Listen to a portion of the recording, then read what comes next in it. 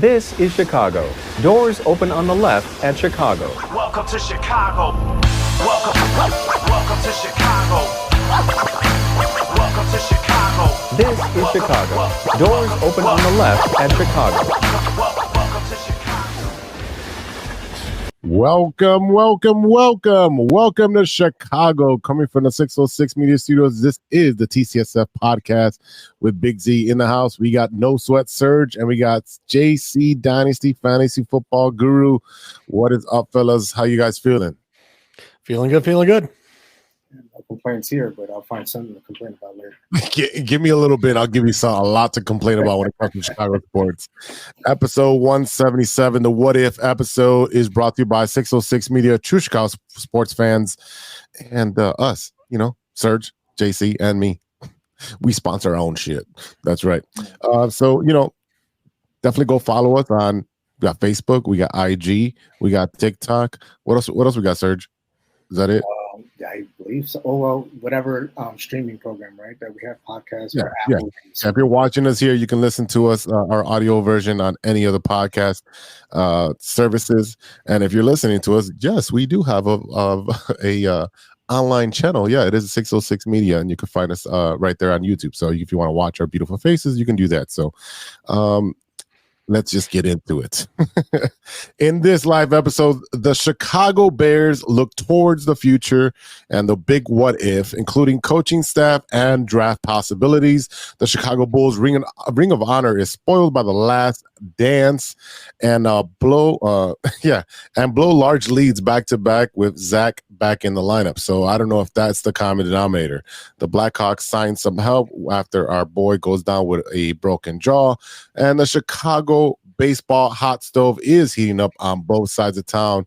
Us is, when you turn on the stove and it's barely lit, that's the WhiteSox stove. The Cubs are simmering. They're simmering. We got all that, what you're watching, and stirring a pot, and we'll discuss all of that. So let's talk Bears football. This is 3 and Out.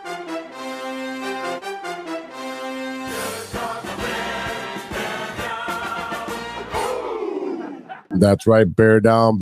First down, let's talk about the thing we've been calling for the entire season is firing Luke Getsy. He is gone, along with a lot of the offensive coaching staff. We can start there with first down. JC, what do you think about the firing? About time. We've been saying for weeks, we've been saying for months, we've been saying since almost halfway through the season. It's about time that Getsy got the axe. Hopefully, we've been interviewing some interesting names. Shane Waldron's one of them. Once his name popped up, that was super exciting one to me because according to PFF, for signal callers in the NFL, he was ranked as the 10th best signal caller or offensive coordinator in the league for 2023. So that is definitely an interesting one. We also are interviewing Clint Kubiak, as well as a few other names. Who knows? We'll see what happens there, but whether or not these guys will want to play lame duck underneath Eberflus, we'll see. Yeah, that's got to be a hard thing to do because you might get a promotion, right? If you're just, on someone else's staff, or if you're just looking for a job. To jump on what is called like the lame duck head coach, right? Because he's got 1 year going into next season. You don't know what's going to happen, especially if they draft a new quarterback. You need a new OC. And if they change, as we usually do, is we draft a quarterback and then get a head coach, wash, rinse, repeat with the Chicago Bears. There you are, a lame duck, and you'll be looking for a new job next season too. So why would you want to come here, move your whole family, start new schools, all that whole shebang that you got to do when you move to a new city, just to not have job security? That pretty much sucks. Serg, what do you think? I think letting him go, the offensive coordinator go, was smart, but you should have taken the head coach with you. It just feels wrong. Like the philosophy, right? Where these coaches bring in their own team. So now it feels like management is handling who's going to fit where, and you're going to have to take the staff we give you. I don't want to work like that. And then, like you said, it's going to be sitting. I think they're rewarding him a little bit because they did end on a strong note. You know, besides getting beat by Green Bay, but it was 17 points. You know that we gave away, opposed to being blown out by 32 or something like that. So I'll give them that. But my problem right now is that they should have just let him walk. And Paul saying that he never taught to hardball is a huge messy situation for me. He never even looked for another head coach. They were gonna. It sounds like they were gonna keep Eberflus regardless. Which is something we talked about and reported about like about 4 or 5 weeks ago, where it got leaked that they're going to keep Eberflus. But just like the Cubs did, they had a good coach, a good manager in place. But when you can upgrade that position, you do that. To go get a hardball, to go get a Belichick. I knew Belichick is not going to come here because he kind of wants the GM kind of capabilities as well. He wants to have the final say in all personnel, and that was not going to fly here. But you got why am I that name? Pete Carroll also got let go up in Seattle. You have the coach from the Raiders who's interviewing at other teams. I know he's not going anywhere, right? Because he's supposed to be there. He's supposed to stay there. The players want him. They've already said if he's not there, trade me.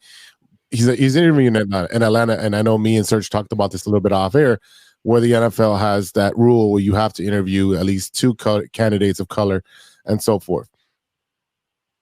But New England, just like the Dodgers, found a loophole and submitted a succession plan to the NFL prior to Belichick leaving.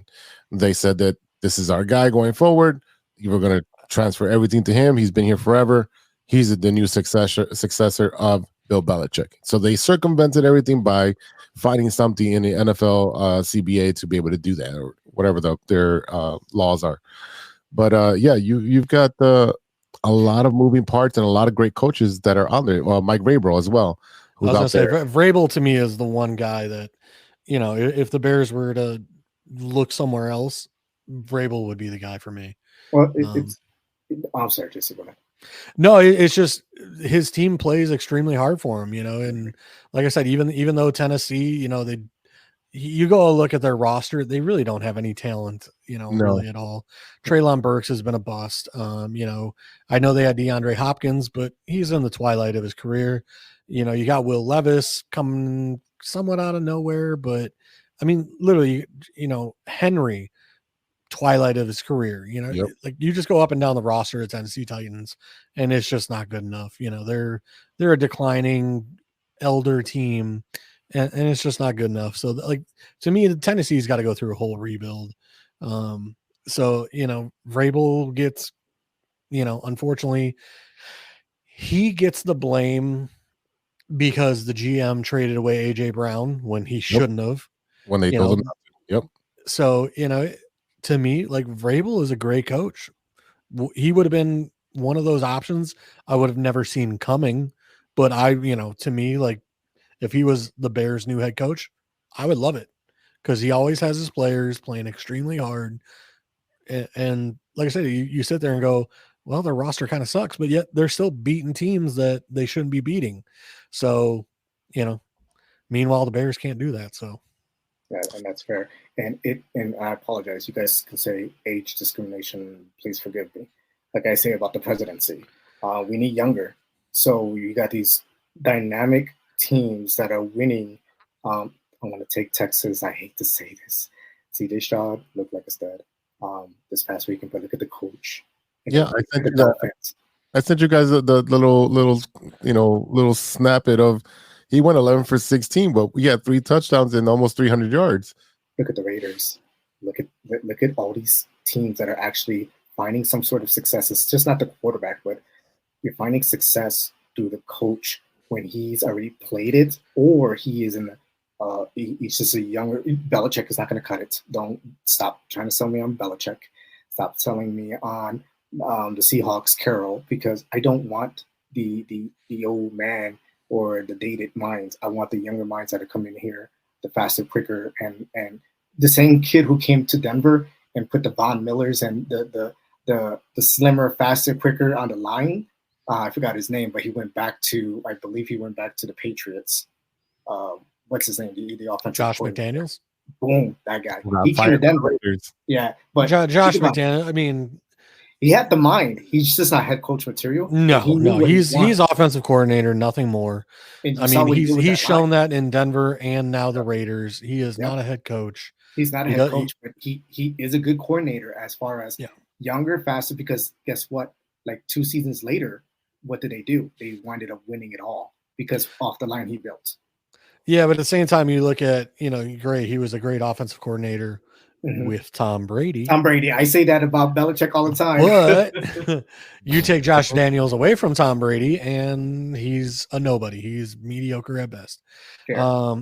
Granted, he had some good seasons there with, Matt Castle and some of those backups. So again, maybe his system works, but like I said, this is 2 times he's been a head coach, and both times have been flops. Not head coach material, but he does have an eye on how he built that line. Now everybody started replicating how he built that line, and they started becoming faster, quicker, slimmer. And when I started seeing that, they didn't pick the overweight, 300-400 pound guy. They started going slimmer. Look at Von Miller cutting through there, and guys like that on the line. That was Daniels.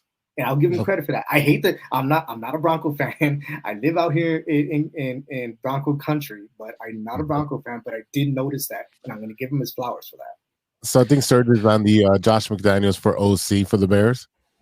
I'm going to say no. I'm saying the younger mentality, the mind of he was maybe 6 years ago, right? 7 years ago, he was that man. Now we want younger. Look at the Dolphins head coach. Look at even Tomlin is still young, right? So he got his boys to the, I mean, he looked like shit today, but he got his boys to the playoffs, and he still had a winning record in a winning season. Look at the Raiders coach. He was a player, and now he's a coach, and he did a great job. So what I'm saying is that why can't we bring in somebody with that type of mentality? Or some sort of philosophy that, hey, let's go. And you guys are dead on right, both of you. That Titans coach is great.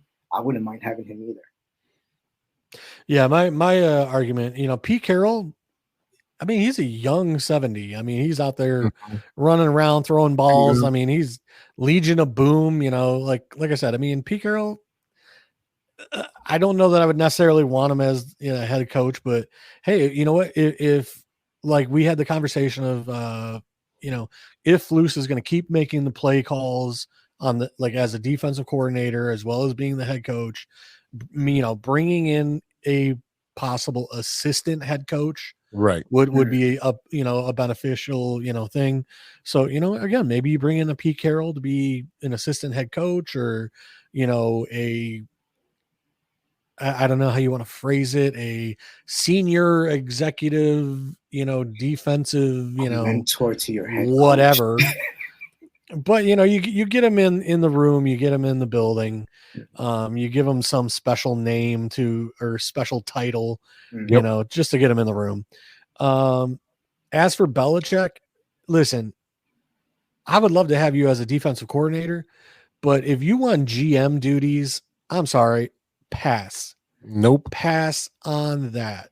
He's been one of the worst GMs ever. If you look at all the efforts he's made and the dumb moves he made for trades. I'm sorry. How many wide receivers has that guy drafted and running backs? And then he gets a Kendrick Bourne, or he gets I forget the other guy. It was Kendrick Bourne and Jacoby Myers. There we go. Mm-hmm. And Jacoby's balling out for the Raiders, but Bill's like, no, I can do better. Let me go draft Tyquan Thornton. Like, come on, bro. Who? Exactly. So I'll pass on. Like, Bill's pretty good at finding offensive linemen and defensive linemen and defensive players, but when it comes to offense, man, I don't trust you to draft anyone. Get out of here. Yeah, and I guess my point is that we're keeping that head coach, and he's still in the hot seat. I guess my thing is that why not go kick around the tires and go talk to we all do it. We all look at the new cars and we want to bring them in and at least, feel the leather and so forth, or whatever it is we like about new cars. Why don't we go kick around and talk to Harbaugh and so forth? Why did we just say, no, we didn't talk to him? Why? Why did we do that? Well, Harbaugh was still about to coach the championship game, so that's probably why, or they just. He's saying he's not going to. That's oh what. No, they're not going to. He's already had an interview in LA for the Chargers position, and he's all about. Great, book us. Why are we not picking up the phone and say come to Chicago and talk to us? Because it's the Chicago Bears, and that's the Chicago Bears way of doing business. It's very similar to the White Sox and the Bulls, where they don't do their due diligence, and then they hire somebody on the cheap end at Five Below. That's exactly what they're doing because. And it's funny because my second down point was the possible names for the OC job, which was Shane Waldron, Clint Kubiak, and Liam Cohen. So those are the three names that they're tossing around. They've been interviewed, and I think Liam is on deck to be interviewed. You know what? At this point, I do want somebody outside the organization, outside thinking, just like Serg is saying. But you've got to marry it with the defense, right? The defense has to have somebody calling it. And unfortunately, right now we have the defensive coordinator being the head coach. That is too many responsibilities to oversee the entire team and to, pull up a game plan for the defense while still managing the rest. At this point, it feels like, he was just worried about the defense and let the offense fall where it may. When we're talking about Getsy, he had free range to do whatever he wanted, and it was the same screen pass for 27 plays, and not letting Justin be Justin. And I think what Ryan Poles did was continuity, and I think he talked about it at the press conference. The continuity was not putting that kid through another offensive coordinator, trying not to, and then did it anyways. He has to learn another whole new offense, which would be his third one, right? Third one. So he's in that Jay Cutler realm of learning three offenses in 3 to 4 years. So I don't think that's going to be beneficial to Justin. And at this point, like Serg said, you should have torn it all the way down to the studs. When it came to the coaching staff, you draft your quarterback. You've got a good defense. Let them carry you while this quarterback comes into his own, and roll the dice that way, because you can win with a mediocre quarterback. You can't win with a mediocre defense. And it's just simple as that. Well, looking at what we just witnessed, right, is that, Caleb Williams just went ahead and declared for the draft, right? So since he declared for the draft, Bears have options, and I wouldn't mind. And I know I posted it. Everyone is saying Fields. I mean, a majority of what I've read, and I went in there, majority of people Fields. I think Caleb has been given a bad rep because of social media, and when you start looking at it, and if they would have teared it down to the nubs, like you said, I think we would take Caleb, trade Fields, take that one, and give Fields to, I think, Atlanta. Then we would have 1, 8, and 9, and whatever else we're going to get, right?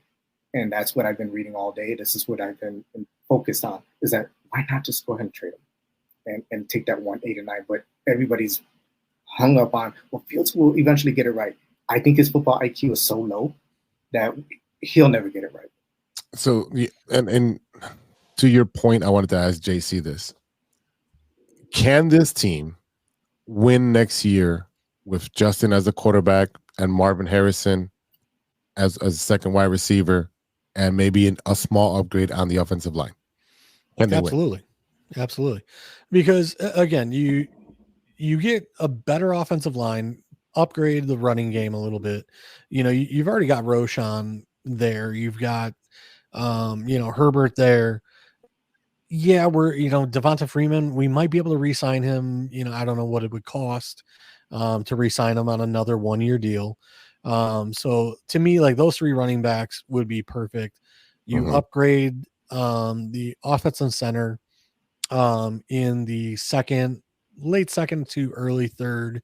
Like I said, you got Frazier, Powers Johnson, and there's another 1 or 2 centers there in like the third round. So again, you grab one of those centers in that third round range, that should upgrade our run game pretty well. And then, like I said, you add a much bigger, stronger Marvin Harrison Jr. to basically replace a Mooney in the Equinemius St. Browns, the Tyler Scotts. I mean, you're basically looking at the Twin Towers. So you're looking at the Julio Jones and you're looking at the Roddy White situation, Atlanta used to have back in the day where, you got two guys over like 6 foot, 6'2", they can go up and play above the rim. And then you also have Cole Kmet. Like I said, to me, that would be a win-win. The only downfall, I sit there and look at, I watched some of Justin's film, and yes, he does make his progressions. He does make his reads. It's super slow going when he does so. It takes him forever to move on from a read. So you sit there and look at Caleb Williams. I got to be honest with you. Like, you go turn on the Notre Dame tape, and it's a rough watch. I mean, what they did to Caleb Williams in that Notre Dame game, just go back, just literally type in all 22 Caleb Williams, Notre Dame, and you watch some of that film, and like, he's literally rolling out of the pocket, about to get crushed, throws a ball to nowhere, 10 yards short of any wide receiver. And it's like, where are you throwing that to? Like, there's nobody even there, like, other than the defender. And it's just like, it was a desperate play because he was about to get crushed. I mean, he had a defensive lineman just barreling down on him. And like I said, he was just trying to toss it up to anybody. Yeah. Because he knew he was about to get crushed. So my question, JC, is that if we see all this and you're noticing it, I'm pretty sure everybody else is noticing this, then what made CJ Stroud that guy to take the Texans that were supposed to be a rebuild? Why can't Fields do that? Why are we constantly looking for our number one quarterback? So when I watched tape on CJ Stroud last year, to me, it was his accuracy. When he was throwing to players, I mean, he was such an accurate passer. I mean, it was unbelievable. Like, everything was within like 2-3 yards of every player he was tossing to, with touch, with accuracy, with placement, everything, back shoulders. I mean, you literally just watched that guy throw the ball. Even at the combine, with wide receivers he has never worked with, has no timing, no rhythm, like nothing. Even at the combine, he was literally sitting there throwing darts. And again, it might be he's throwing to a spot, 15 yards, 5 yards from the hash. Again, I don't know how he does his process, but you literally sit there and watch him just literally throw darts all over the field to players he has no continuity with, and like I said, it was next level. Sounds very maybe is where Tom Brady said, run your tendon out and I'll hit you. Once you hit that hash, that ball's gonna be there, and the wide receiver doesn't run it the way he wants it to run it. He's like, no, it's gonna hit you exactly when you hit that hatch. That's accuracy, and that's knowing the playbook and knowing exactly what you can do with your wide receivers. There's so many scenarios when it comes to the Bears, and what I'm looking at, like, we could have had Will Levis. We woulda, coulda, shoulda, right? The what if, that's the name of the episode. But what if they do trade Justin Fields and they do draft a quarterback and they do draft an offensive line and Marvin Harrison Jr., and even if they supplement it with, I don't know, a Mike Evans or DJ Shark, I mean, there's a bunch of wide receivers that are going to be free agents. Tyler Boyd, there's a lot of receivers that you can use to supplement all of that, because I don't know how long it takes for a wide receiver, a rookie wide receiver, to acclimate to the NFL. I know it might be a little faster than a quarterback. Do you also go after a veteran quarterback to supplement your rookie quarterback? Do you go after what's his name from Minnesota? I know he's gonna be asking for a lot of money, but Kirk Cousins. So you're saying if we trade Justin Fields and then we Correct. draft a rookie quarterback, Right. you're saying would we go get a veteran? Yep. Is that your question? Yep. To me, if you're drafting Caleb Williams or Drake May in the top 3, I think they're starting right away.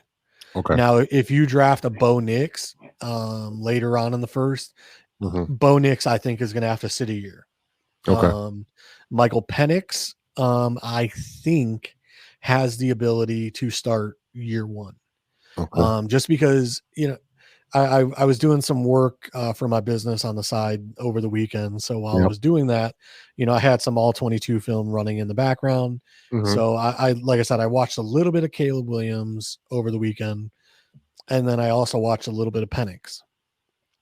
And the one thing that I loved about Penix's film was when the guys were open, he was getting them the ball. When nobody was open, he was throwing the ball away. He wasn't taking sacks. He wasn't taking unnecessary hits. It was literally like, here's my reads. 1, 2, 3. Nobody's open. I'm throwing the ball out of bounds and on to the next play. Is he a smart quarterback or is he a game managing quarterback? Penix, he is definitely not a Justin Fields. I will say that. Penix as a passer, to me, from what I saw on film, to me is much better than Justin Fields. But Penix has also had multiple ACLs, multiple shoulder injuries. So it's one of those, like, he is not a mobile, like, running quarterback. He can run a little bit, but it's he's no Justin Fields. Like, he's more like a Big Ben where he can maneuver in the pocket, but don't run because you'll get hurt. Yeah, which, I mean, even Big Ben, when he was younger, he was mobile. Yeah. Same thing. Aaron Rodgers was mobile when he was younger. A lot of these guys were mobile when they were younger, but as you get older, you lose a lot of that speed, and then you got to rely on other things. Like I said, Penix to me is interesting because he makes his reads 1, 2, 3, nothing's there, throw it away. Where, how many games have we watched Justin Fields making a read, gets crushed? And it's just one of those where, like I said, I love to see a quarterback that's, making that decision of, hey, I'm not going to take a 5-yard sack, just get the ball out, and move on to the next play. And that's my point. Like, his football IQ is just not all there for me. It's not very high because you hold that ball for 4 seconds too long, you're on the floor. Yeah, like I said, Justin Fields, he can make his reads and everything, but so I talked about this earlier in the year because when Bajent was playing and taking over, they actually did like a stopwatch of Bajent getting to his 5th, drop back, his 7-step drop back, and how much faster his dropbacks were than Justin Fields. Like, Bajent, it was, I think his dropbacks were 2.6 seconds, where like Justin Fields was like 3.1, 3.2 to get to his final step in the dropback. And when you're talking, half the time at 3 seconds, the ball should be coming out. Not you getting to your last drop back. So again, it's to me with Justin Fields, it's a lot of mechanical issues. I told you, I said this a long time ago when we drafted Justin Fields. I didn't like his throwing motion. He has a very elongated throwing motion. The ball drops below his elbow constantly in his windup. So like I said, it's instead of, a Peyton Manning where the ball's held up here, like at your shoulder level, and it's back and throw. Like Justin Fields, it's a whole wind up ball. Yeah, ball drops below the elbow. So, like I said, to me, it's a lot of mechanical things. And you would think by year 3, we would be cleaning a lot of that up. Sounds like Trubisky.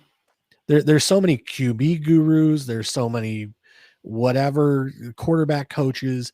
Like, these are things that should have been cleaned up by year 3. Now we're going into year 4, and we still have issues of, And again, maybe he got used to having a great offensive line and great wide receivers in Ohio when he was in college, that he could take 3.5 seconds to do a drop back. But again, this is the NFL, Everybody's an All-American in the NFL. Yeah. So, like I said, to me, it's one of those, like, I'm not against holding on to Justin Fields, seeing what he can do with a new offensive coordinator, again. But if we pass on another generational quarterback and then we find out Justin is not the guy, and then we're sitting there, we have no future first, like I said, we have to trade back. If we don't draft a quarterback, we have to trade back to get future assets, because again, it all comes down to, if Justin is not that guy and we do have to start over, like looking for a quarterback next year or the year after, then here we are again. We need the assets. Yeah. And don't get me wrong, like you guys, I definitely don't think we're going to be looking at Kirk Cousins in the way of, I think that's who you were alluding to. Yes, Kirk Cousins. Yes. I don't think we bring in a Kirk Cousins. To me, the guy I would love to see being brought in, bring me in like a Gardner Minshew. Ooh. Like give me one of those guys or bring me in Joe Flacco. Like, see if you can outbid the Browns for Joe Flacco services. You know what I mean? Like, and push Justin Fields to be like, hey, look, the old man's gonna get you. Yeah. Like, listen, man, like, this is year 4. Like, we're trying to win a Super Bowl. We are putting the pieces around you. We have given you DJ Moore. We've given you Marvin Harrison Jr. We've upgraded the offensive line. The defense is raring to go. Right. I think we have $60 million now in cap space because we re-signed Cairo, and because of the money we gave the Sweat. So now we're down to $60 million in free cap space. And you got to re-sign Jalen Johnson. Jalen will probably be 20 to 25 million. So, then you're down to 35 million, call it. So, like I said, 35 million is still nothing to scoff at. You could still go pick up some decent players. You could re-sign Devonta Freeman. You can possibly get a Saquon Barkley, or one of those. Henry's on the market. Come on. No. I mean, Henry for third down back is not a bad deal. He doesn't have to run all the time. No, Derrick Henry's washed. I'm sorry. He's like who's the running back that I used to draft all the time from Minnesota? Peterson. Adrian Peterson. No matter what fantasy team, I was like, I'm drafting Adrian Peterson with my last. There. Yeah, but Adrian Peterson was. I mean, he was a freak. He was like Mike. He was like Mike Tyson, man. Like it didn't matter how old that guy got. I mean, he was just. But unfortunately, like I said, this year, like Henry really showed his age. He did. And like I said, the guy was getting 300 touches every single year. I mean, he's just. That's a lot. He's just getting used and abused. Same thing like McCaffrey. McCaffrey's probably 2 or 3 years away from same thing, being fallen off the edge, because again, when you feed somebody that many touches, that's why that position is what it's supposed to be. There's only 3 or 4 years. There's only so many train wrecks your body can go through. So Forte was that guy. So again, to me, like I said, I would re-sign Devonta in a heartbeat. Like I said, I think he did pretty well. I know he got injured at the end of the season and didn't really do very well, but to me that's a perfect 3-man running group. You got Herbert, Devonta, and Roshan. I mean, Roshan, for a rookie, he was picking up, all kinds of pressures and all kinds of stuff. He was awesome on third down. Yeah, so I really think that. Yeah, he could have, like, if we didn't have somebody already, he could have been the starting running back. We have a comment here. Let's see.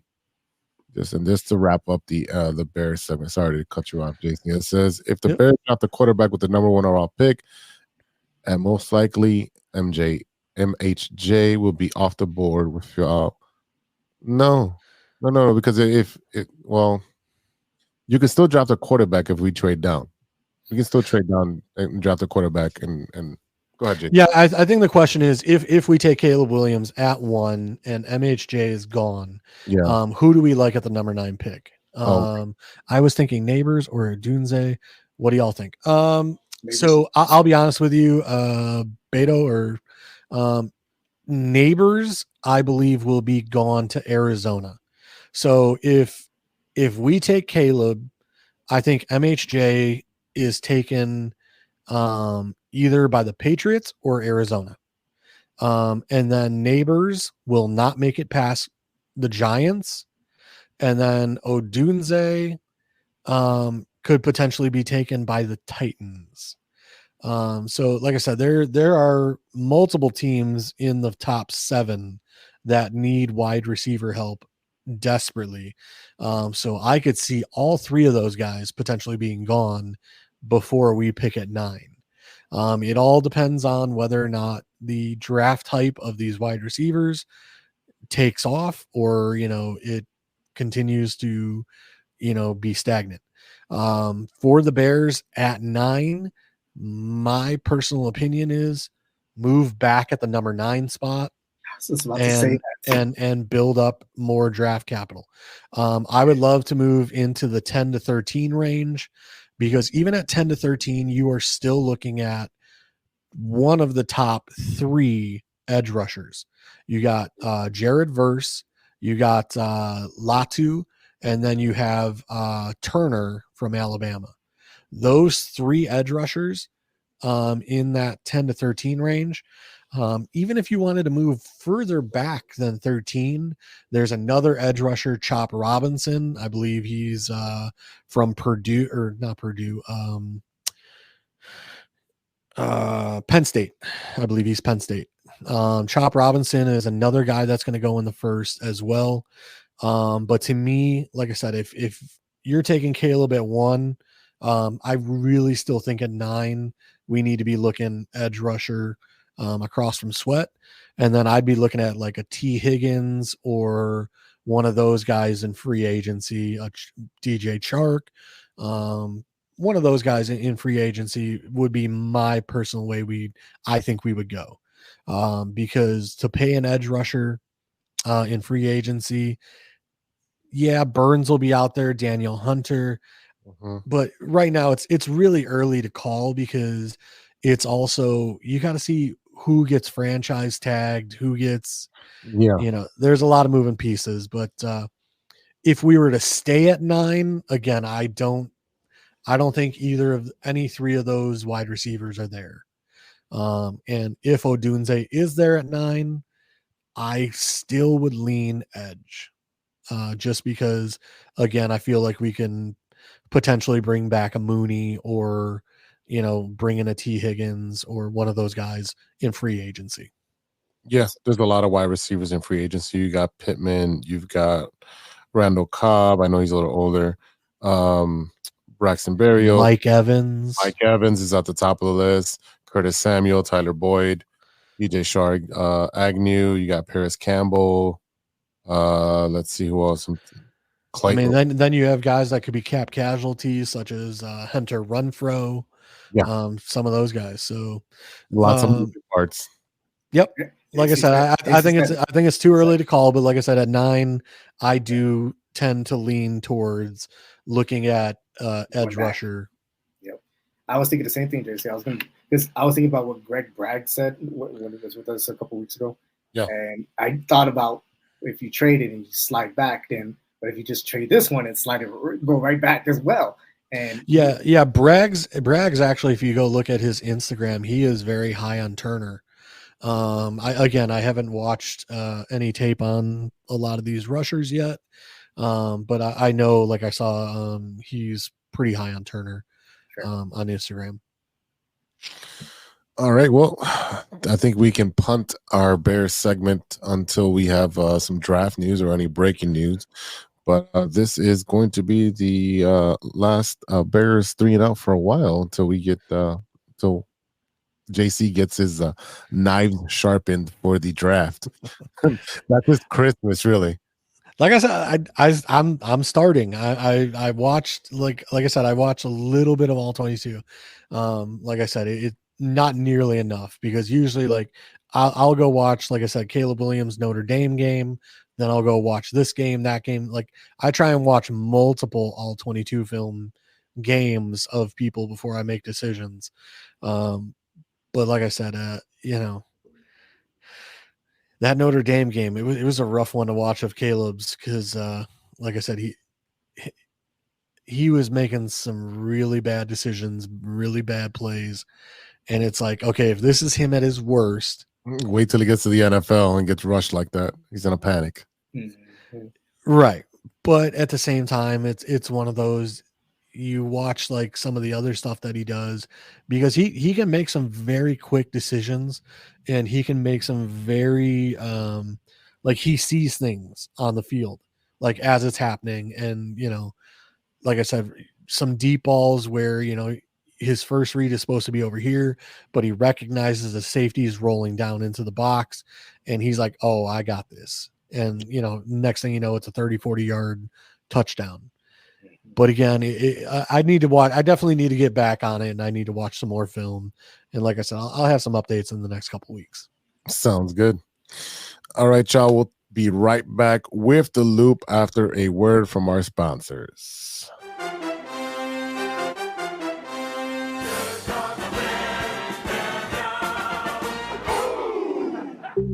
Hey, true Chicago sports fans, show off your Chicago pride with some fresh clothes from Grit Clothing Company. At Grit Clothing, they create that simple yet classic style that represents that Chicago Southside lifestyle. From t-shirts to hoodies, hats to glassware, they've got you covered. Grit has everything you need to represent your Chicago pride, so do it right now. Check out gritclothingco.com and use the promo code TrueFan15. TrueFan15. For 15% off your entire order. Let me say it again. That's gritclothingco.com and use the promo code TrueFan15 for 15% off of your entire order.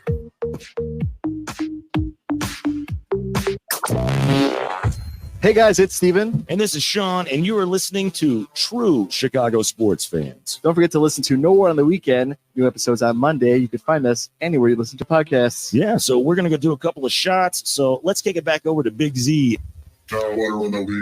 Thanks, Sean.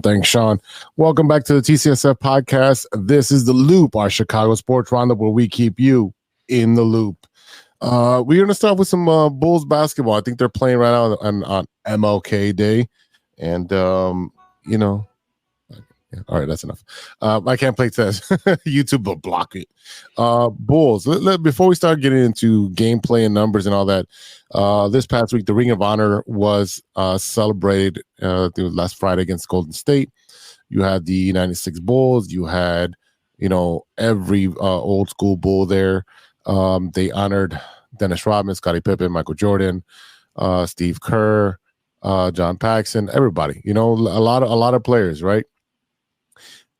But the biggest thing, and I know it made a lot of news, and this is a little bit behind, but when they showed Jerry Krause and the Chicago Bulls crowd in-house booed him out of the stadium.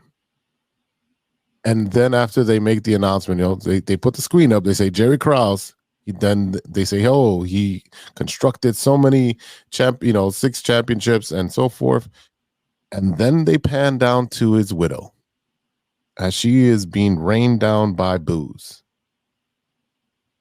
I was disgusted by the way our Chicago fans reacted to Jerry Krause. Because without Jerry Krause, there is no championships because he made the supporting cast for Michael to be able to win championships. So without Jerry Krause, there is no 6 championships. He didn't draft Michael Jordan, right? But he did draft a bunch of other players that you probably even forgot about. I think I have the list right here. Let's see. He drafted, in 87, Horace Grant, traded for Scottie Pippen. 88, traded for Bill Cartwright. 89, Stacey King and B.J. Armstrong drafted. drafted Tony Kukoc, and people called him fucking crazy for drafting somebody from overseas and keeping him over there for a while. Drafted in 93, signed Steve Kerr in 93. Traded for Luke Longley. Signed Ron Harper. Traded for Dennis Rodman in 95. The championships do not exist without those moves. Now, there was some moves after Jordan left, right? Drafting Elton Brand, who should never have left. Drafted Ron Artest, another all-star. Acquired Jamal Crawford on draft night. So he traded for Jamal. Acquired Brad Miller. You can say whatever you want, but he's very similar to Vooch. Drafted Eddie Curry. Drafted Tyson Chandler. Drafted Jay Williams. Not his fault that he blew out his knee that summer on a motorcycle. The kid was really good. Okay? There's no reason that this man should be booed. Yes, he was fat and clumsy. But you know what? That is only portrayed because of The Last Dance that Michael Jordan produced, executive produced, wrote it pretty much, and said, I don't like Jerry Krause because he blew up the Bulls. No, you were being a selfish asshole and saying, I'm not playing unless Phil's back. You didn't really need Phil. Let's be honest. You already ran everything. And when Phil said that the place for Scotty or somebody else, you said, no, I'm taking it because you were the alpha dog. So there was no reason to go after Krause. Serg? Well, let's go back. We traded Elton Brand for Tyson Chandler. Correct, on draft night. That was horrible. Because we didn't develop him. We didn't develop Tyson Chandler. He wasn't a bad player. It's just he wasn't developed by us. From Dominguez High School, I remember that when they said it, I was like, "Oh shit!" What are you getting this scrawny kid? There was that. We did get Ron Artest. We got Jamal Crawford. I mean, Krause did his job. The problem with Krause for me is that at the end of the day, and I do not condone the booing, and I watched it here in Colorado in front of my TV. So when I saw it, it appears that they put it on the Tron, right, the Jumbotron, and they're saluting this guy. I'm thinking they're booing the Jumbotron. They're not booing, her, obviously. So when it all had stopped, and then now they're showing her, she's crying because they're booing him. There, I was like, oh shit, that's not going well. But the way it was looked at, and you're correct, Krause kind of did some manipulative stuff behind them. It's like that arrogance, like, oh, I put you guys together, I could put another dynasty together, I don't need you, blah blah blah type of mentality, where it didn't really pan out the way he wanted to. And you are correct. These are Jordan fans. Just because Jordan disliked him, everybody else kind of jumped on that bandwagon because of the Last Dance series. However, did we all not notice Michael Jordan did not thank Krause on that big old Jumbotron, or is it just me? And I put it on our page. It's there. He didn't thank Krause at all. And it just goes to show you that our fans are going to support Jordan and not Krause at all. But Krause did do some great moves. He did, but he's just that arrogant bastard that sat there and said, I could do this without you. I don't need you, Jordan. Blah, blah, blah, blah. Okay, cool. Yeah, with all that salami stuff coming out of his, I could just hear him. Jordan couldn't have done it without Krause either. Yeah. And that's the arrogance of Jordan. And we all know how arrogant Jordan is and how he could be. But, I mean, facts are facts. They couldn't have done it without each other.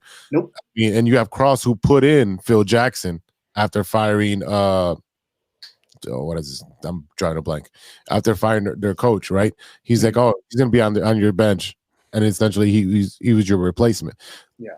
There is no championships without him. So I don't want to hear you can slander somebody personally, but just take that out of the way. Take out the way he looks, or how arrogant he was, or how he wasn't transparent and very snippy with the media. But the man did his job, did he not? Considering he was a baseball scout. The man was a baseball scout, and Reinsdorf put him in that position to scout for basketball and did a phenomenal job. He gave us a decade. He gave us a decade of glory for Chicago basketball. And I keep trying to tell people this. We might not like the guy, but he did his job. He did come out and he gave us a decade of beautiful basketball. I mean, Right. we were celebrating. What were we celebrating? We were celebrating championships. After that, the Trinidad fight, right, against and the Puerto Rican Day parades, and we're like, oh, look at all these things going on. But the biggest thing was the championships and the parades and so forth. So we do have Krause to thank for that. We do have Jordan to thank for that. But without both of them, it was just a bad marriage at the end. Is that safe to say? Like, if it didn't work out? Well, it's spoiled. I mean, obviously it's spoiled, and obviously it had to do with Jordan, right? Mm-hmm. Since The Last Dance came out, Jordan and Pippen no longer in speaking terms. So not even between, I know the whole son issue that came afterwards, but since that came out, they don't speak. The portrayal of late Jerry Krause, look what happened. Horace Grant and MJ no longer talking. And it's not on my notes either, but Luke Longley and MJ do not talk. Common denominator. Luke Longley was not in the Last Dance at all. So common denominator. I thought Luke was in The Last Dance. He wasn't interviewed at all. No, he wasn't interviewed, but Jordan did give him his praises and say, that he wouldn't have done it with any other center. That he appreciate everything Luke did. Even though he kind of praised Luke, but at the same time trashed him a little bit as well. Yeah, well, that's Jordan. He's like, well, I'm going to give you a compliment, but it's a backhanded compliment. Backhanded compliments. Yeah. Right. Like, I mean, go ahead. But to go back on it, I mean, first off, the Bulls should have definitely been like here representing, the Krause family. Yes. Put her up on the jumbotron first. Pedestal too. But yeah. And trust me, I am not defending any Bulls fan for booing. I'm sorry. Yes, you know what? The guy blew up the Bulls before the Bulls were done. It's same thing. We're watching how long can Steph Curry and Clay and all these guys keep going before you blow them up? Right. We're watching the same thing. All right. So yes, he blew up the Bulls before the Bulls, maybe the Bulls won one more. Who knows? The fact of the matter is Jordan disappeared for a couple of years there to go play baseball because of his gambling. I don't know. Maybe, so again, you can't blame a guy for sitting there going, hey, you know what? I need to find, the coup coaches, this guy, that guy. Now, again, Jordan portrayed him as, he was always trying to find his next baby, while treating the guys in-house like crap, How did he get treated like crap? He was the first player to get a $30 million contract. But again, if you're the guy, you're the GOAT, and you have a guy that consistently is like, oh man, I just drafted this European, Tony Kukoc. He's going to be the next great thing. And, he's saying that to your face every day on the airplane, on the bus, whatever, which I mean, there's a whole video of Scottie Pippen and Michael Jordan in, the Olympics picking on Tony Kukoc because Jerry Krause kept hyping him up about how this guy's going to be so amazing. And, again, he was. But there is no defending what the Bulls fans did. Jerry Krause didn't deserve that. His widow did not deserve that. His family didn't deserve that. I'm sorry. We got to grow up. Especially with something like that where you are celebrating like 6 victories and you boo the guy. He gave you 6 championships. Yeah. Like, hey, that's more than any other team we've had combined. Mm-hmm. Sorry. Yeah, all of them, including the Bears. Sox. I mean, the Blackhawks came close, right? They got 3 in 5 years. And if you still add the Bulls and the Sox, that's still not 6. Hey, you could even add the 98 championship from the fucking Fire, and you still don't beat the Bulls. Like that's how far back you have to go. Like 6 championships in 8 years. Stop being, and especially it's been 30 years. Stop being fucking petty. It's over with. And you're buying $400 shoes from Jordan. You're the dummy. Serg is wearing Jordans today. them fours, man. Them fours. Can't get them. Oh, man. Fours. I have 2 pairs of Jordans. One was a gift and ones I bought because those are ones, the Bread 11s, because that's what I wanted as a kid. But, I digress. Serg, what are the Bulls doing lately, man?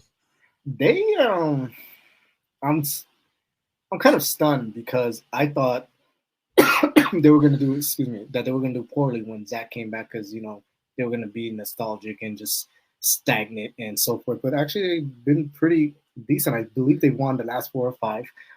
Unfortunately it'll be last 4 of 6 if 134 left with 104-91 against Cleveland right now. But here's the thing.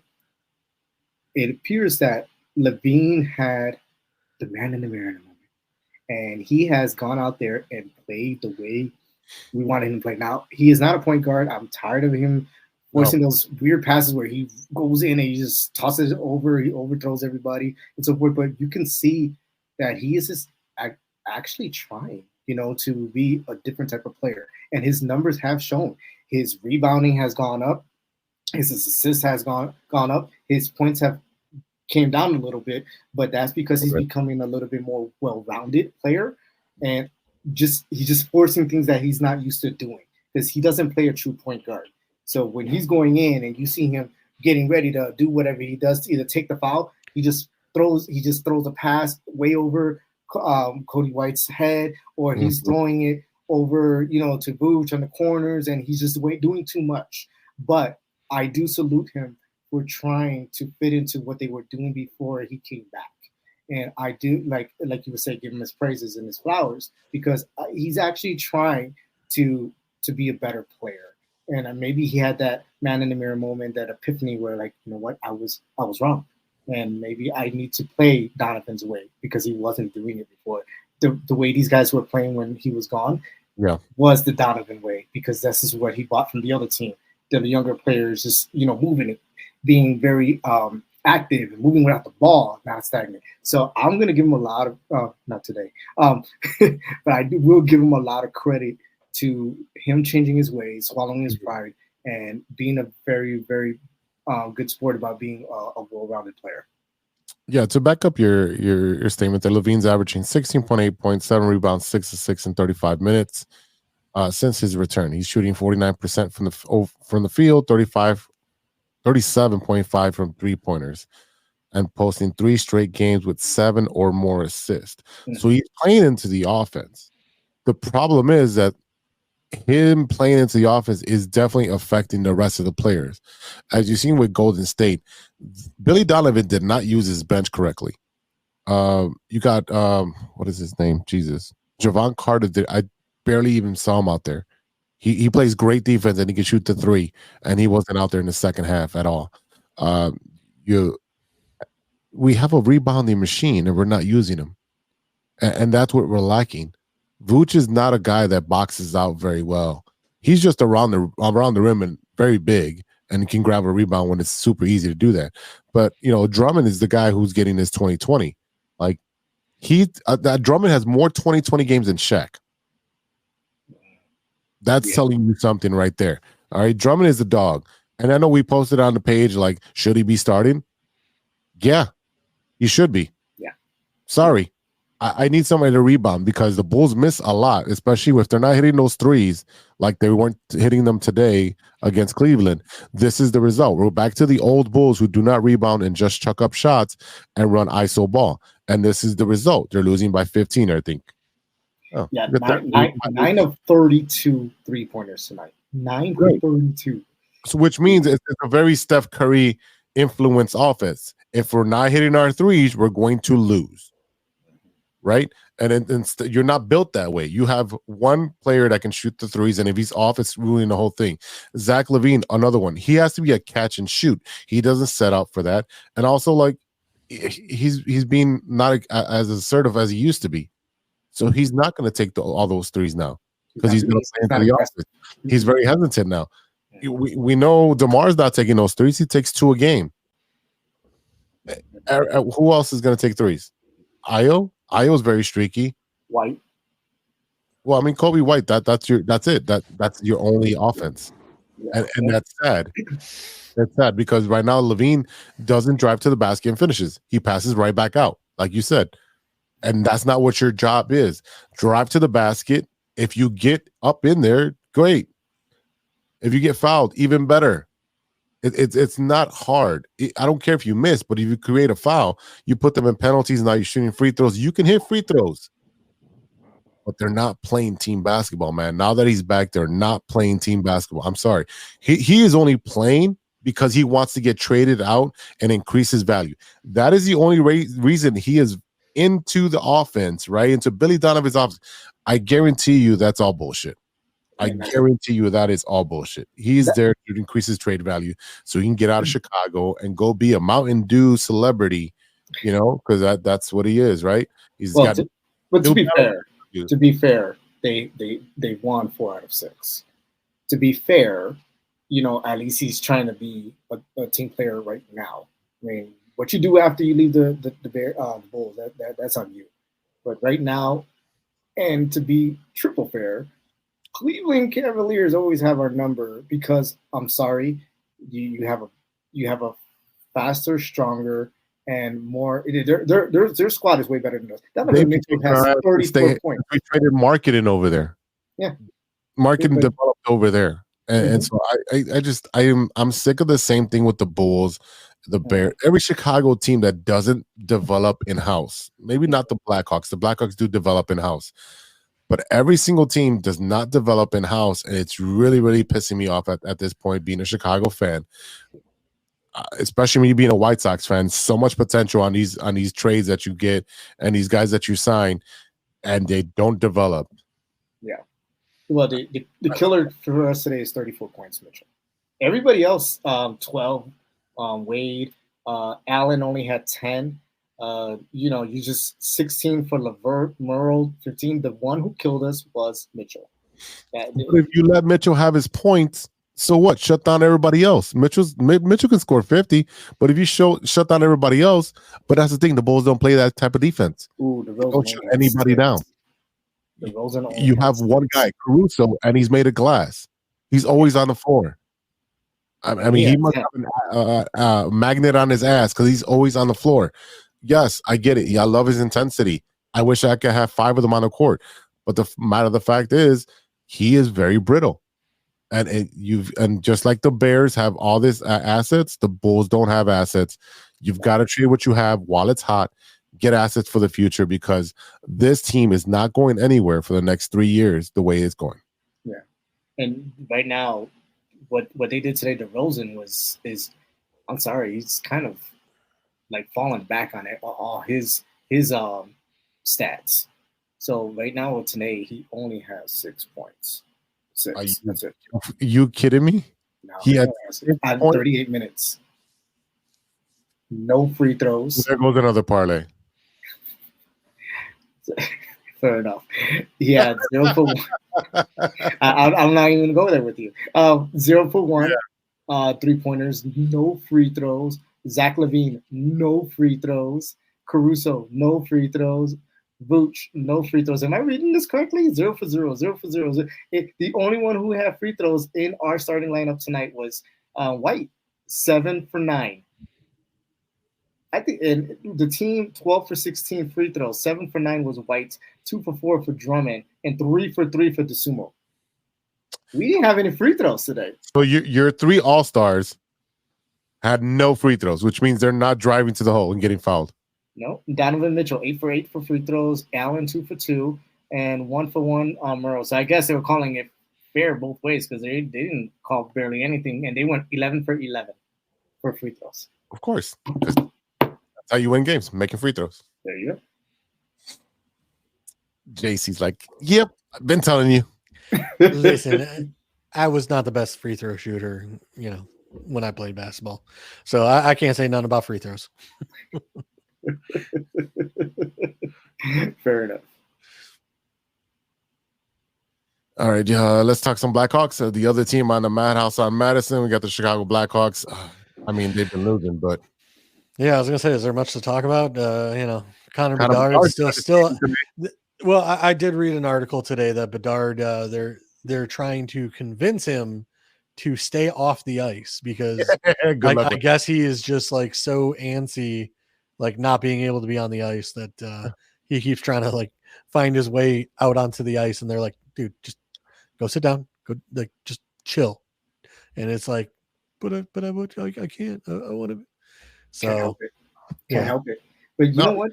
go ahead. Have you guys noticed that when we put the post about his All Star, and I did say this a week ago or so, where he doesn't lose, his status of All Star, but why are people calling him soft? And I don't watch a bunch of the because I don't understand hockey as well as some people. But why are they calling him soft? And he wouldn't be nominated or he wouldn't be given that All Star status if he wasn't playing well. Or is it one for like baseball, one player per team or something like that? How does this work? well, remind me, it was a broken jaw, a dislocated jaw. What was it? I think it was a dislocation. Okay. Oh, I mean, dislocated would be one thing, but to me, like, okay, so what? You're going to go back out on the ice and get hit in the jaw again? No. No, Like you need time to rest and recuperate. So to me, anyone calling him soft, like, hey, you go out there and get hit off your freaking blades on your feet by a yes. 6'3", 6'4" defensive NHLer, I guarantee you your ass will be called soft as well. Yeah. Like, I mean, so yeah, go ahead. for a 17, 18-year-old kid, don't be calling the kid soft, He's playing against grown men. Yeah. As simple as that. Like if you're a 35-year-old PE teacher and you're playing against an 8th grader and you drive to the hole and you like dunk on him, like, yeah. Well, obviously you got 80 to 100 pounds on them and you can dunk on somebody. Like that doesn't make you a man, and you can't call him a child for trying to play defense. The kid did as best as he could. He thought he had a breakaway. He thought he can slip through like he usually does. Someone poked the puck behind him, and he ran right into a defensive player who's lowered their shoulder. That's hockey.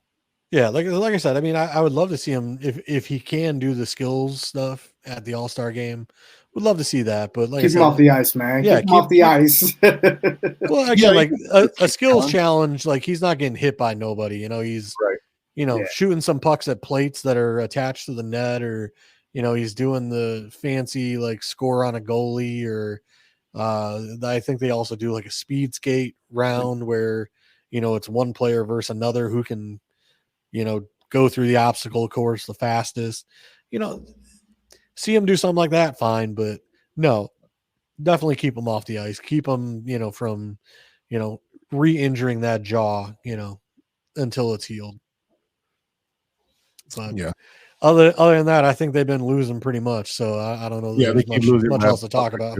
Yeah, they lose by a puck or two, and that's fine. They don't have the talent. I mean, they re-signed or gave an extension, a 2-year extension for $4.5 million cap hit for 36-year-old Foligno. I think that's his name. Pretty much, he's just a veteran in the room that everybody goes to. You have a lot of young talent, and he's just there to groom kids. So I mean, he's what it says that he's the voice of the room. That he assumed the role left behind by Jonathan Taves.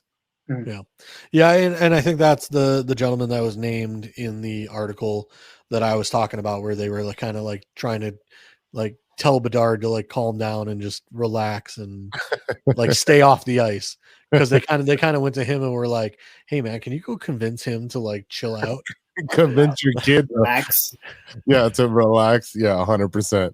He's excited. I mean, you have the passion for. He's been playing since he was a toddler. He's been on the ice every day since that point. And you know what? Yeah, I saw the video of him skating. He's got a big old helmet on, a ridiculous helmet on, and he's got a green shirt on so they don't touch him and everything. But yeah, I mean, dude, what did it say? 6 weeks, 6 to 8 weeks. Which I mean, again, you want him to keep his legs up, like stay in playing shape, but again, you don't want him putting himself in harm's way. So no, you want to preserve. And you guys said it right. He's 18 years old, and he is the first 18-year-old to make it to the All-Star game. I mean, he ain't gonna get to play, but he actually made it. I I was looking for the actual messages that said he's soft, and I was like, well, why? It makes me want to ask him what makes him soft. First of all, can you skate? Before you call a hockey player soft, can you skate? Oh yeah. Can you skate backwards? Not me. Can you shift direction on a drop of a dime? No. The answer is no, people. No. 90% of people can't do that, so shut the fuck up. It's as simple as that. There it is. That's what I want to hear. It's simple as that. I mean, I can skate, but I just can't stop. All right? It's as simple as that. Same thing with skiing. If it's straight, yeah, if there's a tree, I'm fucked. I'm a coyote. Wile E. Coyote. Just hugging a tree, bro. But there's more pros on here. You know, kid is a beast. Connor's a keeper. Way to go, Connor. You know, there's actual more positives than negatives, but then you see I'm far in between. Sorry, that are just like, you know, far cry from All-Star. See him in last night's game. Matter of fact, all his games. Bedard, I mean, skip yard, will never make the All-Star team. And this is from Clarence Icefield. I'll say his name because this is public. So, I mean, this more. It just sounds like a hater. I wouldn't give them no mind. That's all he's doing. He's being a hater to agitate. And there's a Taylor Smith that falls right behind him that says, "Where's your All-Star?" He's some 40-year-old man living in a trailer talking trash about an 18-year-old living in mama's basement. So this is the stuff that I came across, and I was wondering, because I am not a hockey guru by all means, but this makes it interesting. I'm gonna find that tweet and turn into brags and just start trashing them. I'll send it to you in a minute. Yeah. All right. While Serg is sending that to JC, we're gonna take a quick break, and we'll be right back with 3 up and 3 down after a word from our sponsors. Boom, boom, boom, boom. Yeah, here we go. Hey, true Chicago sports fans, show off your Chicago pride with some fresh clothes from Grit Clothing Company. At Grit Clothing, they create that simple yet classic style that represents that Chicago Southside lifestyle. From t-shirts to hoodies, hats to glassware, they've got you covered. Grit has everything you need to represent your Chicago pride, so do it right now. Check out gritclothingco.com and use the promo code TrueFan15. TrueFan15. For 15% off your entire order. Let me say it again. That's gritclothingco.com and use the promo code TrueFan15 for 15% off of your entire order. What up? It's Martin Moreno, and you are listening to True Chicago Sports Fans Podcast. Thanks, Martin. Welcome back to the TCSF podcast with Big Z in the house. We had No Sweat Serg and JC, Dynasty Fantasy Football.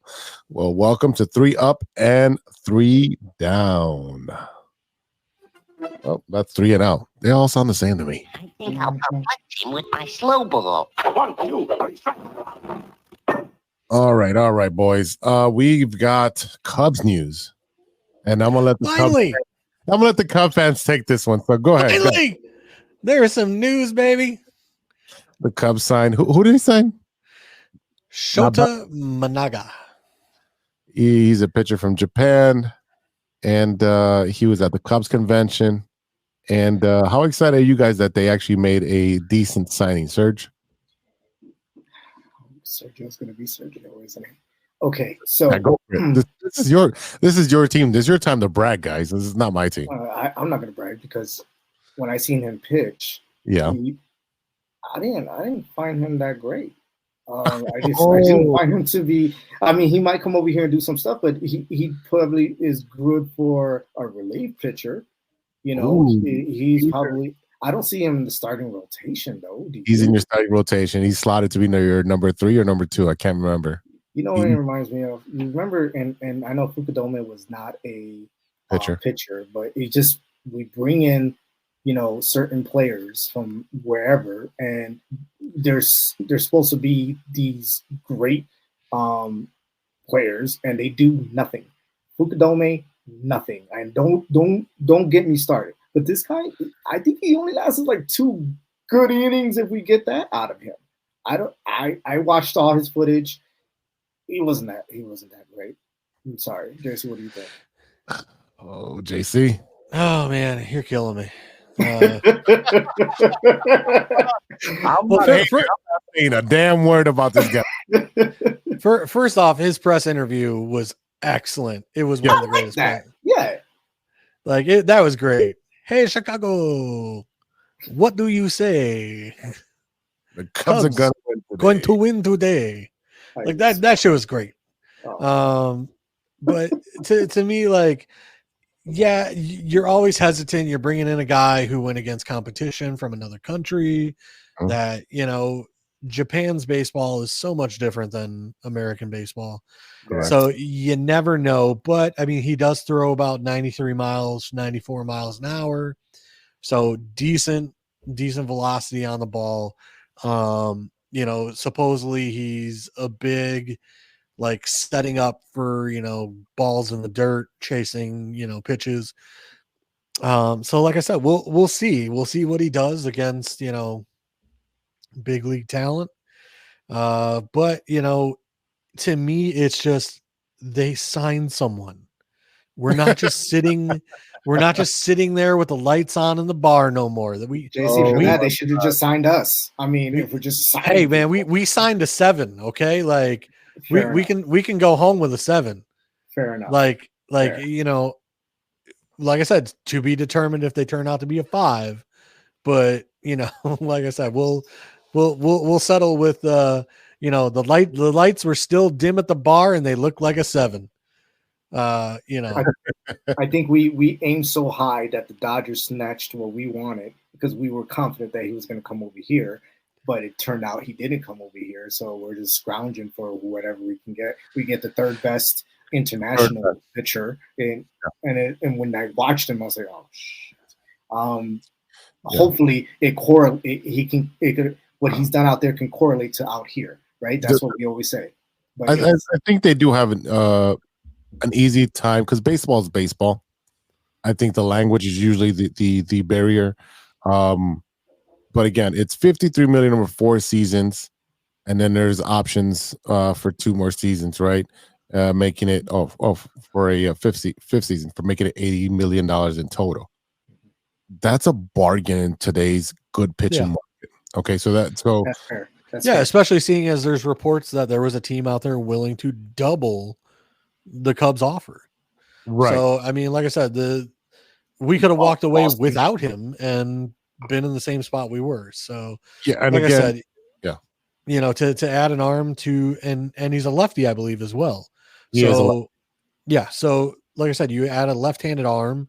Like I said, you know, even if he ends up being a 3 or a 4 in the bullpen, you know, you still need, you know, 3 to 5 decent starters in today's game. So again, and nowadays game starters really barely go past, you know, the 5th, 6th inning anyway. So you know, I did notice that because it used to be to the 7th inning, and then you bring in your relief pitchers. But now, you bring in a relief, you bring in a closer. But now they're bringing people in the 5th and 6th. You know? And the 5th inning, and that's because the pitchers are getting to their pitch count a lot faster than they used to. Because they're not pitching to contact, right? They're afraid of contact. So you have Imagna, if I say that right? Imagna? Yeah, it looks like I said it right.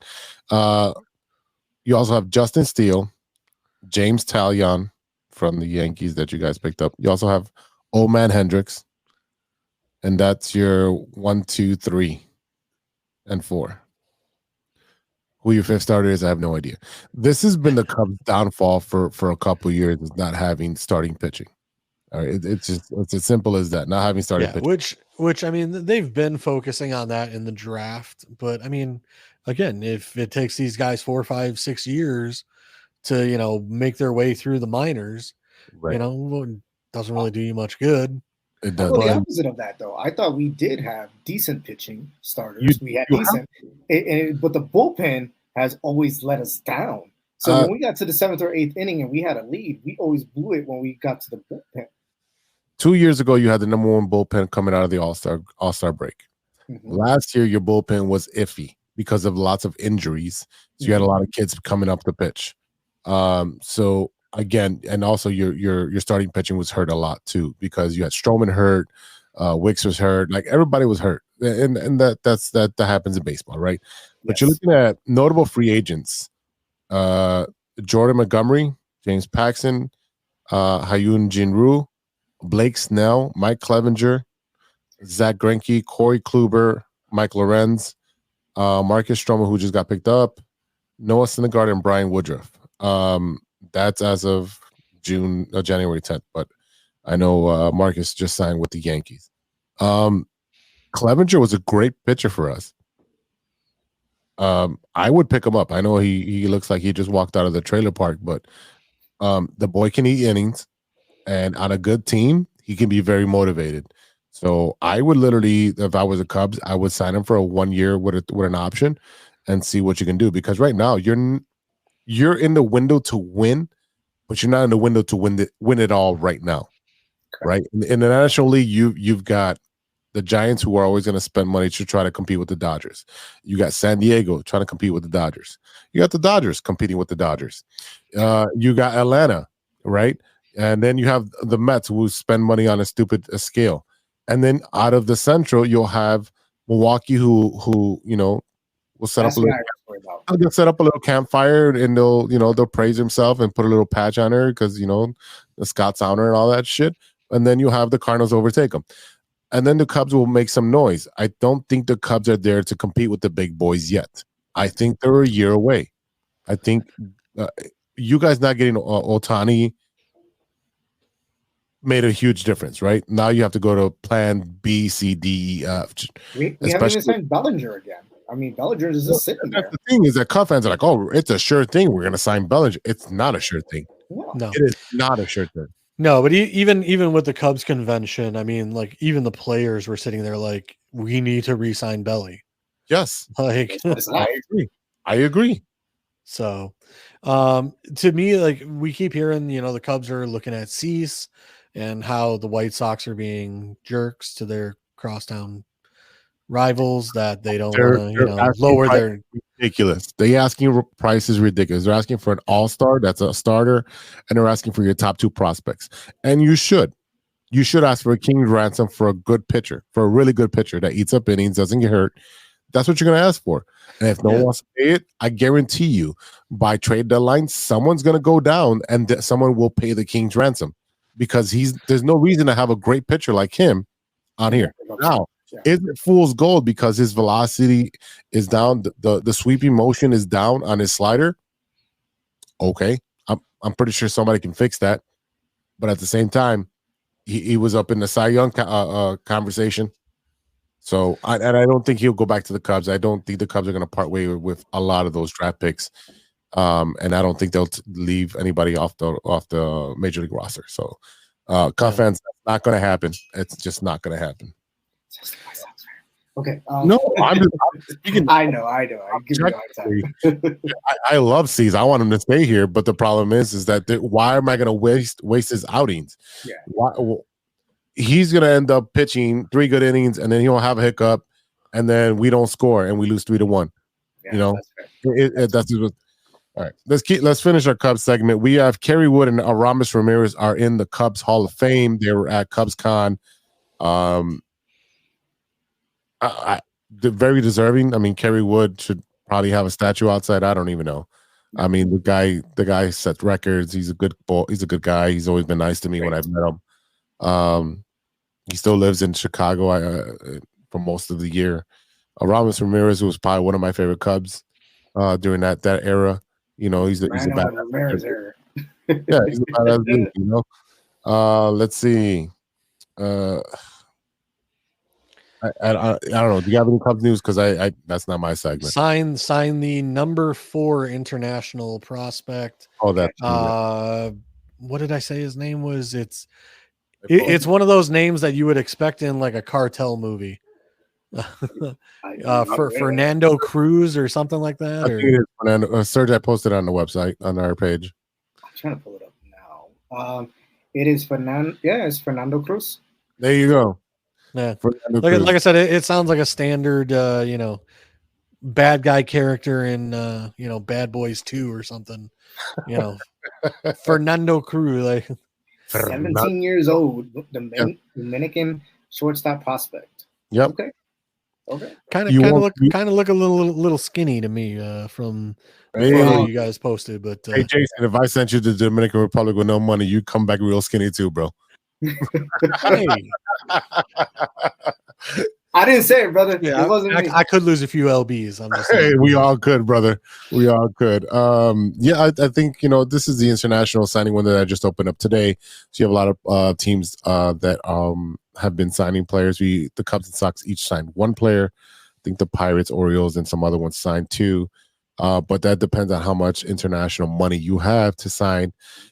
If a player that you have on your roster declines an option, you lose some of that money. I don't know how that correlates, but that's the rule.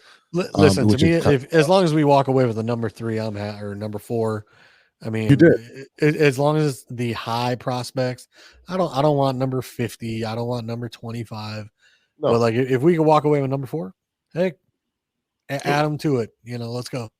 Right, and he's 17, so you're not going to see him till he's like 22, 25, coming out of the minor leagues, depending on how fast his growth is. So he's going to be at A ball, and then we'll see where he's at from that. Because AAA for a minute. It'll be a while till he gets to AAA. He's going to be in the winter league.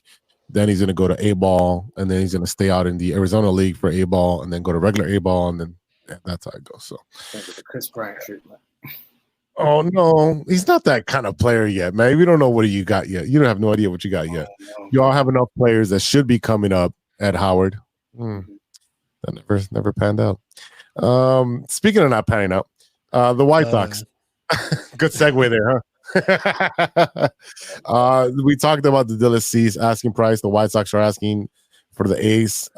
It's a high price. They're seeking the Yankees' prized outfielder prospect Spencer Jones or right-handed pitcher Chase Hampton in their package, while asking Baltimore for outfielder Colton Cowser or Heston Kingerson among other prospects. So they're asking for top-tier prospects along with a player that they can plug into the outfield right now, because we've had a black hole in right field since Jermaine died. So they're going to ask for King's ransom, and someone at some point is going to pay it, because someone is going to go down. So I would expect that they keep Cease until the trade deadline, and you have maybe the Dodgers in need.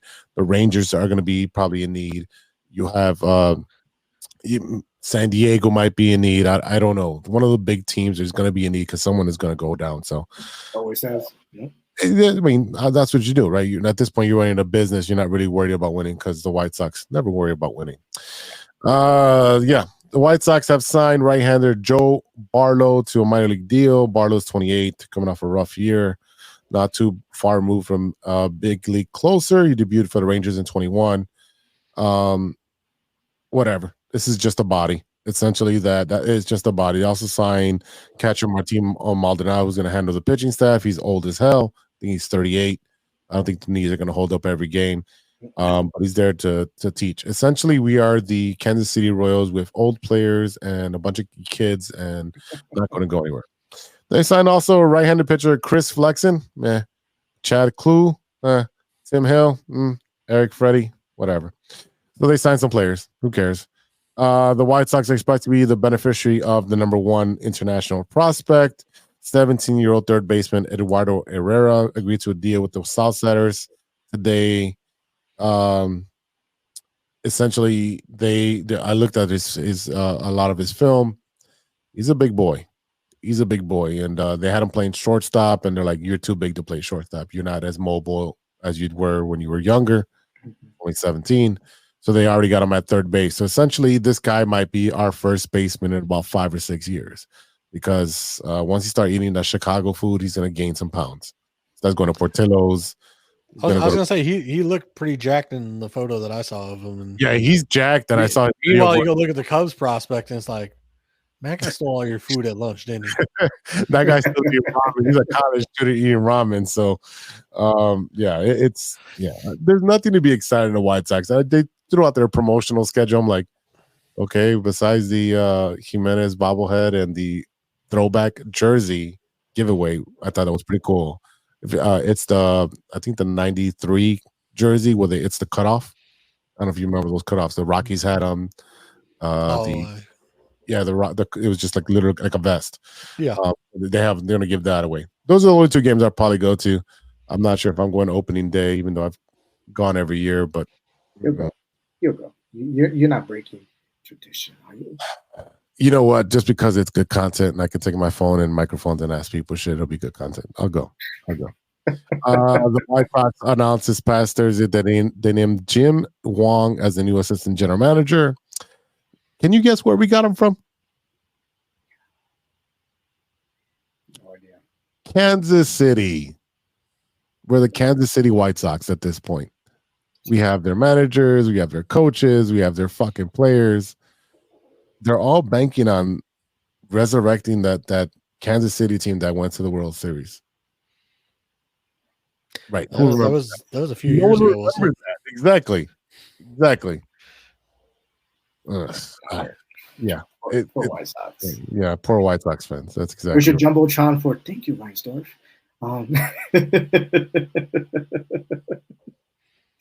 I cannot wait. And I don't want to wish bad on somebody, but I can't wait till he sells the team. And I know he's not going to sell the team until he passes. But Mark Cuban, can you please buy the White Sox? He's Jeff done. Bezos. He's done. He's trying to sell. He's trying to sell his shares of, I think, the Dallas Mavericks. I think he already did. He did. So, he's still majority controlling, but he's still like the GM and president kind of thing. So he's not basketball operations. Yeah, and he on his way out because of that deal, he gave all of his employees a huge bonus. I don't know how much huge is, but more than the bonus we get. So it's got to be huge. Yeah. All right. You want to take a quick break, and we'll be back with Stirring the Pot, and we'll wrap this up. Kind of long in the tooth at this point. Yep. All right. We'll take a quick break, and we'll play another ad from Grit and Sean and Steven. Hey, true Chicago sports fans, show off your Chicago pride with some fresh clothes from Grit Clothing Company.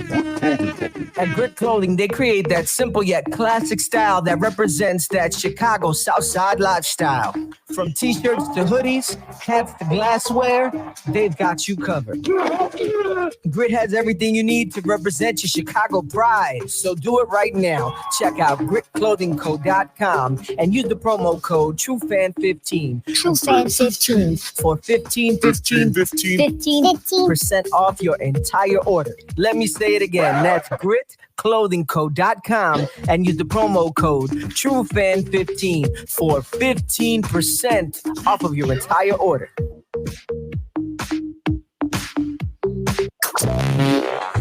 Hey guys, it's Steven. And this is Sean, and you are listening to True Chicago Sports Fans. Don't forget to listen to Nowhere on the Weekend. New episodes on Monday. You can find us anywhere you listen to podcasts. Yeah, so we're going to go do a couple of shots. So let's kick it back over to Big Z.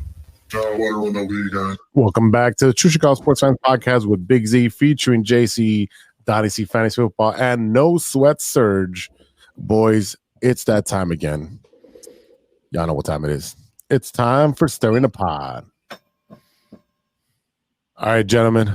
I'm going to defer to Serg. He actually brought up this topic in the chat. So, no further ado. Go ahead, Serg. On the spot. All right. So I was thinking, like, I am one of those guys. I don't play basketball as much anymore. You don't play basketball? I don't play as much as I used to. You know, okay. But these days I've been on the court a lot more every Saturday morning, and I'm wondering what shoes everybody got on. What are you comfortable wearing? Or if you don't play basketball, that's fine. Where you feel like walking in and high stepping it in. And I find myself wearing, I've had these for a couple of years. I finally broke them out the closet, and I have the Damian Lillards from a couple of years ago. Now, I had no idea he had shoes on. Yeah, hold on. So I got these bad boys right here, Damian Lillards.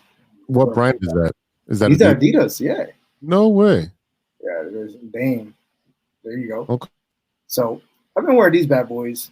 Kind of like them, comfortable, could run around in them. But my thing is that I don't wear Jordans to play. I don't know how everyone wears Jordans to play, but I cannot. They're not comfortable. I'm sorry, and I'm probably in the minority when it comes to like everyone's shoe game and all that. Yeah, I have over 100 pairs of shoes, and I want to say true Jordans. I have the Bread 11s, and I have the Son of Mars, which I think are 4s. Those are my 2 Jordans that I have. Oh, I'm sorry, 3 pairs of Jordans, and I have the Toros, the all red one, right? Okay. Those because I love the color red, so I got those. I paid full price for those. But I also have like 4 pairs of Jordan Air Max collaboration. They have the 13, they're 13s, 11s, and Air Max. They're super wide shoes, super comfortable.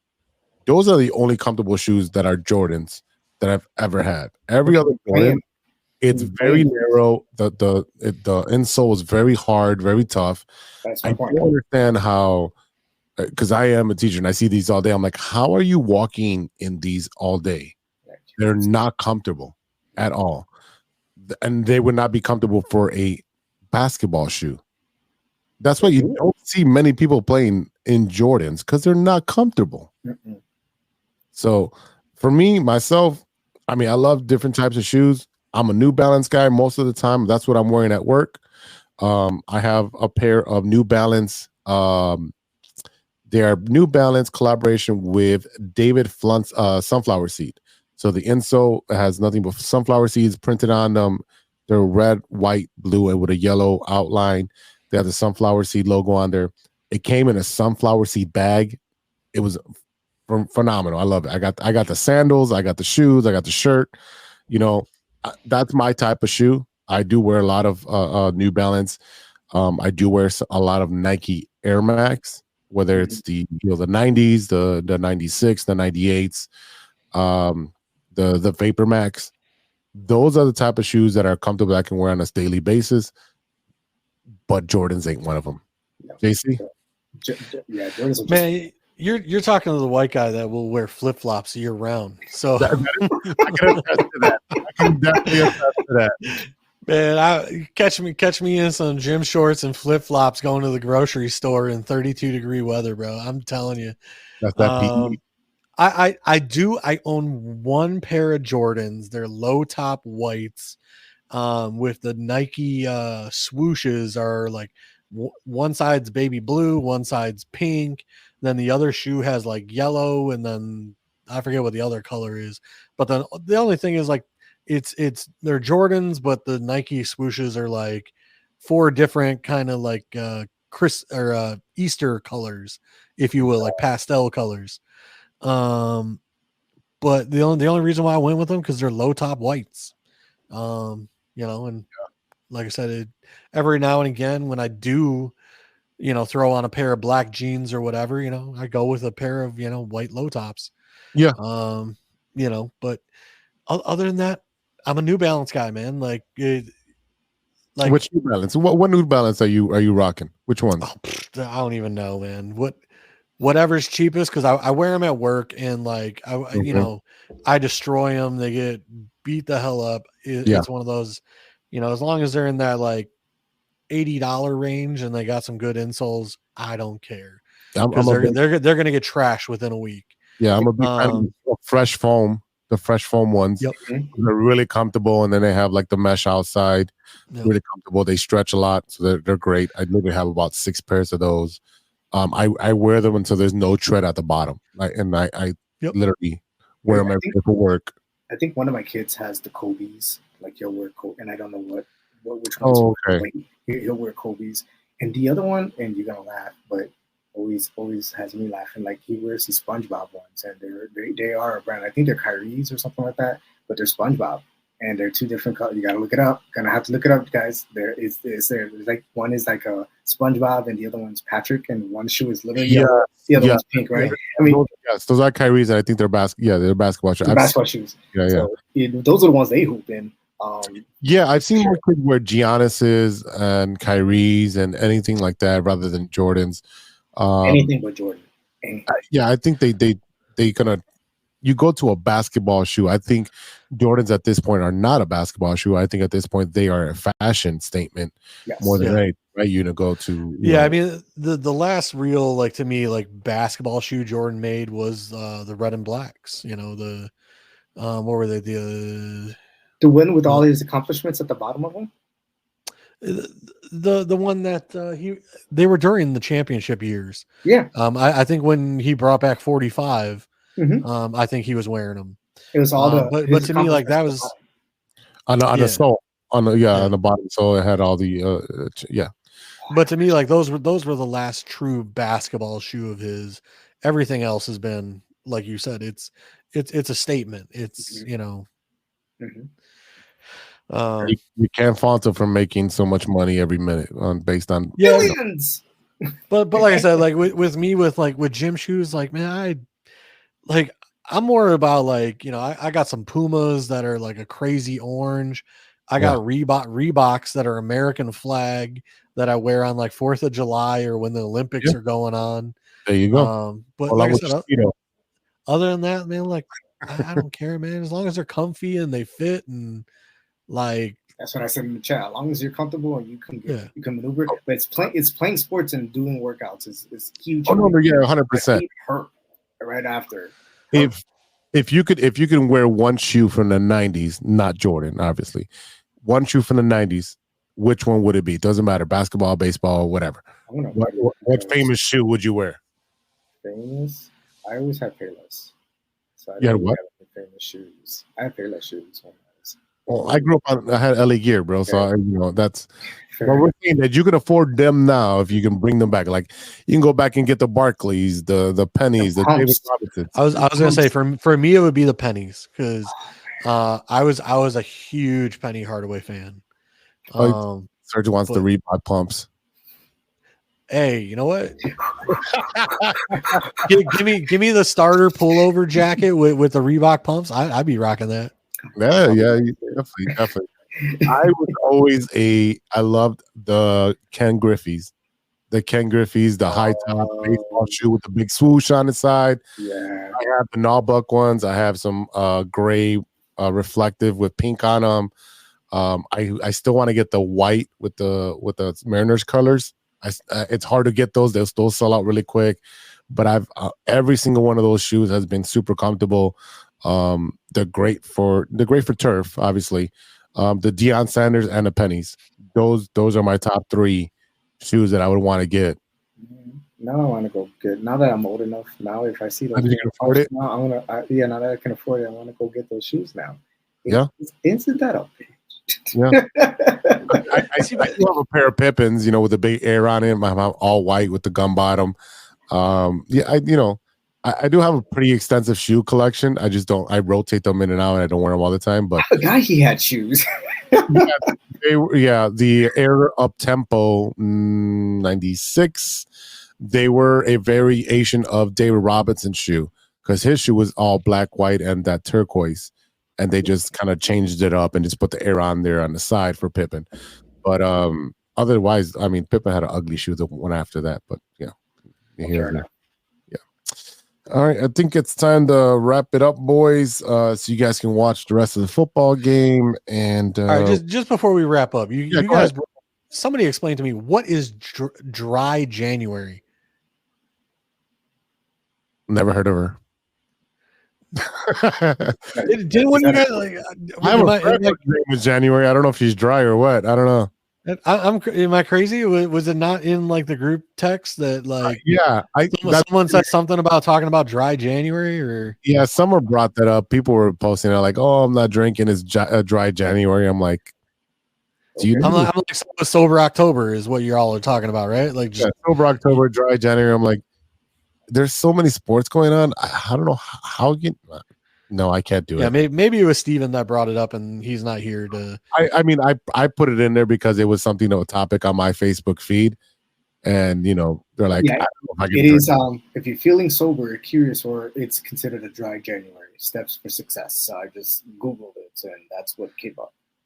Yeah, because I'm talking with someone right now, and they're doing dry January, and like they brought up like, I'm not really drinking in January. I'm like, well, like first off, I can go months without drinking, but then like I said, you give me one margarita, I'm gonna have 10.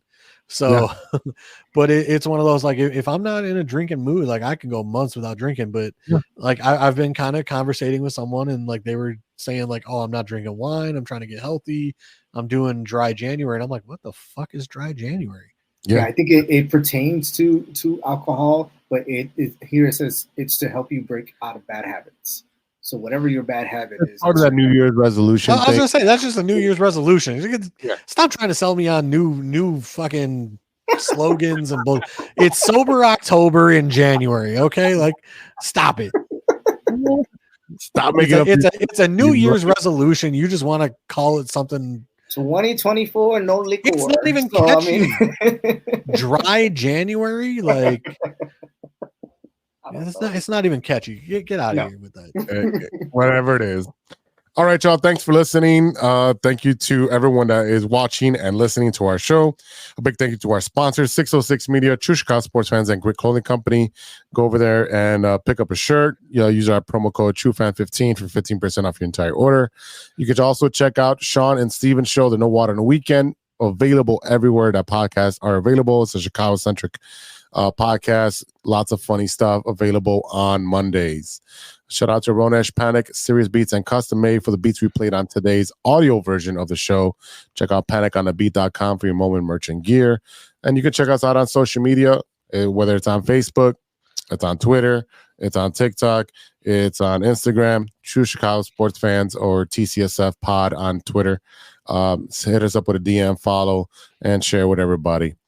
You want to follow JC and Serg? You can. JC Dynasty FF is I post my Twitter handle every week, so if you want to follow me, you can. I'll have more content coming very soon on All 22 Film. My opinions on some of these players coming out in the draft. Caleb Williams' opinions may be coming very soon. So like I said, give me a follow. JC Dynasty FF. There you go, Serg. No sweat, Serg. Where can they find you? Mine is actually, my handle is going to be Too Late. Hi, Sergio. Do you even know you? Yeah, it's Too Late to Quit. So it's literally a number 2, late, _, another number 2, and quit. All right, we're gonna work on Serg's change it to No Sweat Serg. All of his handles. He's got numbers and letters and man. Yeah, I mean, your handle's more like a password. Oh, that's fair. I should start using that, right? So everybody knows. Who's trying to hack into my shit? He's going to change it to Too Legit. Too legit to quit. Yeah. I like that. I don't have anything. I just have this with you guys. Had this for years, and I'm just happy to be a part of it. Well, you can DM Serg at the True Chicago Sports Fans page. You can find him there. He'll respond pretty quickly. So just send some crazy stuff out of pocket, and me and Serg will attack. There you go. All right, y'all. For No Sweat, Serg and JC, Dynasty Fantasy Football, I am Big Z. We'll see you next time for episode 178. And until then, be good to each other for the love of sports. A few moments later. You have a lot of incest. That's real. Shut your mouth. Lover boy. Nature versus nurture, Lodge. Nature always wins. I think he's on steroids. Hasta luego, amigos. Show's over, show's over, show's over.